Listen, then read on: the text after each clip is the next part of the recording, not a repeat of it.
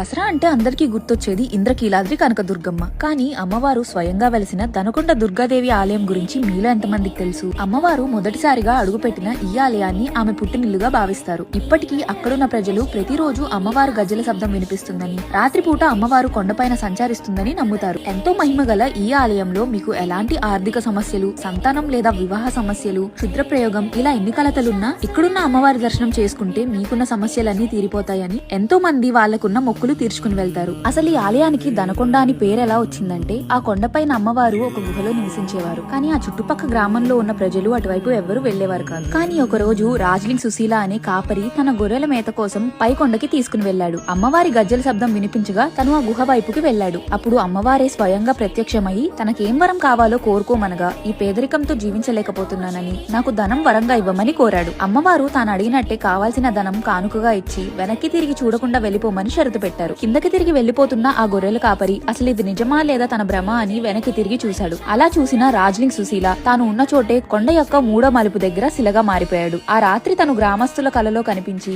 కొండపైన మహిమగల అమ్మవారు ఉందని, తను కూడా శిలగా మారిపోయాడని చెప్పాడు. ఇలా ఆ కొండపైన వెలిసిన అమ్మవారికి దనకొండ అని పేరొచ్చింది. ముగల్రాజ్పురంలో ఇల్లు మధ్యలో ఉన్న మెట్ల మార్గం నుంచి ఈ ఆలయానికి దారి ఉంటుంది. Google maps location link description లో ఇస్తాను, చెక్ చేయండి.